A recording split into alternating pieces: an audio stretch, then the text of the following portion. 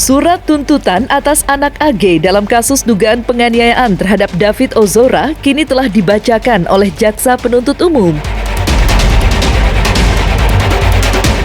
Di Pengadilan Negeri Jakarta Selatan, anak AG yang dianggap telah berkonflik dengan hukum dinyatakan bersalah usai melakukan tindak pidana penganiayaan berat yang direncanakan terlebih dulu.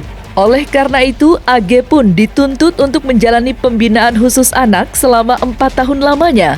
Namun, seperti diketahui, sidang yang berlangsung kemarin akan dilanjutkan kembali pada Senin depan dengan agenda pembacaan eksepsi. Lantas, seperti apa pihak David menyikapi tuntutan hukuman maksimal bagi seorang anak yang berkonflik dengan hukum? Jadi ini baru selesai dibacakan, sesuai agenda hari ini adalah tuntutan terhadap anak yang berkonflik dengan hukum, ya, dengan inisial AG.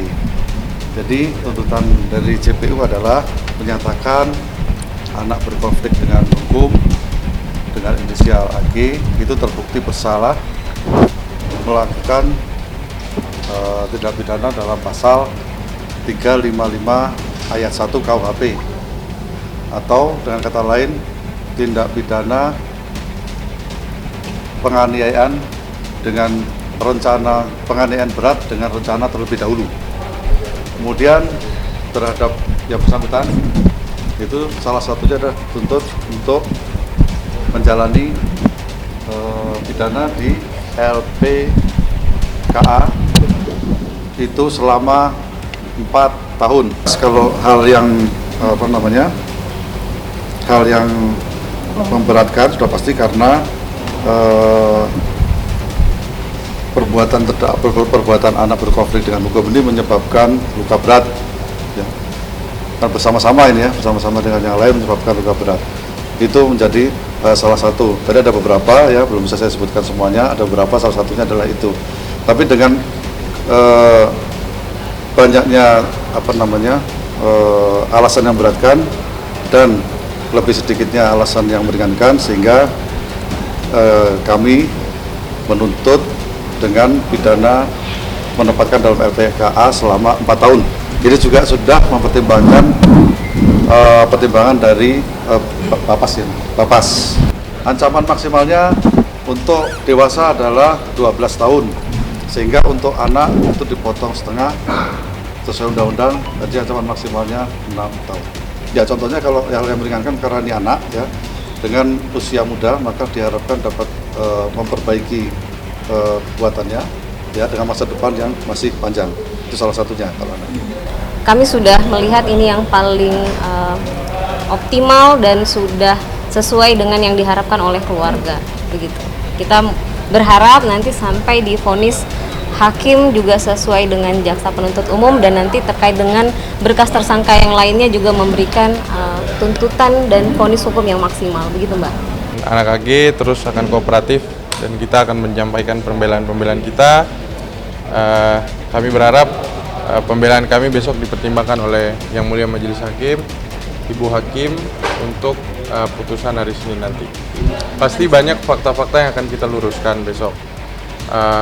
Seperti tadi dari pihak Jaksa Penuntut Umum sepertinya kurang memperhatikan saksi dan ahli secara komprehensif, khususnya ahli pidana anak yang kami ajukan, psikolog forensik, dan ada beberapa catatan kami lainnya juga dalam fakta-fakta yang dihidangkan yang belum bisa kami share di sini.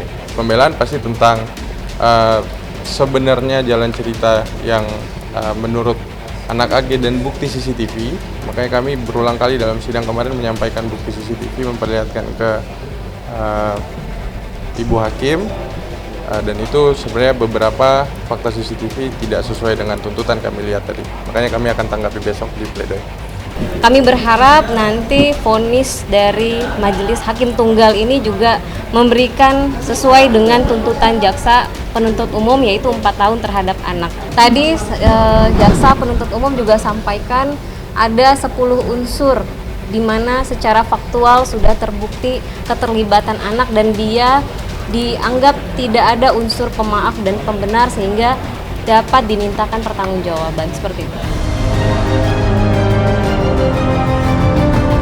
Di sisi lain, buntut kasus Mario Dendi, ditetapkannya sang ayah Rafael Alun yang menjadi tersangka atas kasus pencucian uang hingga sampai saat ini terus ramai diperbincangkan.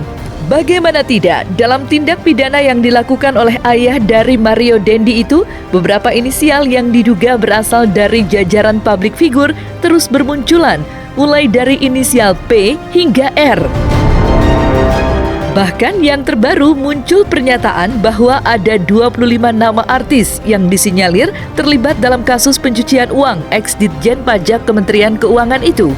Dan salah satunya menyeret nama suami dari Lesti Kejora yakni Rizky Bilar yang akhir-akhir ini terus dikait-kaitkan oleh netizen dengan sosok R yang dimaksud. Menjawab semua tudingan yang selama ini beredar, melalui kuasa hukumnya, pihak Rizky Bilar pun turut buka suara perihal adanya isu tersebut. Beberapa media menyebutkan dan mengarahkan saudara R ini merupakan Rizky Bilar. Jadi pada kesempatan ini secara tegas saya sampaikan bahwa bukan saudara Rizky Bilar yang terlibat dalam pusaran persoalan dugaan tindak pidana pencucian uang yang dilakukan oleh saudara Rafael. Itu yang bisa saya sampaikan. Jadi statement yang mengarahkan itu memang dari pemberitaan di masyarakat, namun bukan dikeluarkan oleh IAW atau IAW, baik dengan KPK sendiri juga belum menyebutkan inisial R dan P itu siapa. Jadi ini merupakan bentuk klarifikasi yang dilakukan atas pemberitaan beberapa media yang mengangkat nama klien kami, saudara Rizky Bilar. Respon dari klien kami cukup kaget karena itu yang saya sampaikan di awal bahwa tidak pernah ada hubungan kerja ataupun komunikasi dengan saudara Rafael. Jadi dengan adanya penggiringan opini yang menyebutkan bahwa ada klien kami terlibat dalam tindak pidana pencucian uang ini cukup kaget. Itu yang bisa saya sampaikan. Belum ada. Jadi sebenarnya ini kami juga masih bertanya-tanya dengan statement yang dikeluarkan oleh IAW ini, bahwa public figure yang berinisial R dan P ini apakah siapa sosoknya, karena dari pihak KPK yang menerima laporan dari IAW tersebut juga merasa tidak yakin siapa public figure yang disebutkan, apakah benar namanya R ataupun P inisialnya. Jadi ini merupakan masih tanda tanya besar dari berbagai institusi. Jadi kita tidak bisa menyudutkan salah satu pihak untuk menyebutkan bahwa R ini siapa dan P ini siapa. Kami menyebut sesuatu, kemudian ada pihak yang merasa sesuatu dan merespon dengan cara yang berbeda, kan itu hak mereka. Kami memberikan analitatif kepada KPK. Jikapun merasa sesuatu, itu haknya. Sepanjang kami dalam koridor, tidak pernah menuduh, tapi dalam konteks analitatif, berdasarkan data yang ada, kami pikir sah-sah saja mereka menyampaikan seperti itu. Kami tidak punya hak untuk membantah, kami tidak punya hak untuk melarang. Toh ini adalah negara demokrasi, tinggal nanti kita akan melihat ke depan bagaimana situasinya. Kami menyebut sesuatu, kemudian ada pihak yang merasa sesuatu dan merespon dengan cara yang berbeda, kan itu hak mereka. Kami memberikan analitatif kepada KPK. Jikapun merasa sesuatu, itu haknya.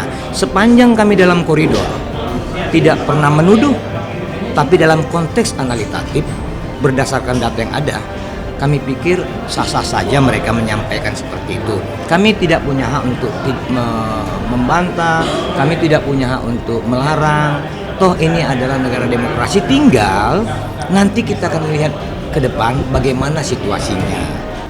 Yang pasti kami akan kooperatif dengan apa ketika pun memang ternyata penyidik meminta klarifikasi dari klien kami, Mas Rizky, bahwa ada dugaan aliran tersebut diterima oleh Mas Rizky, tentu kami akan kooperatif. Karena apa?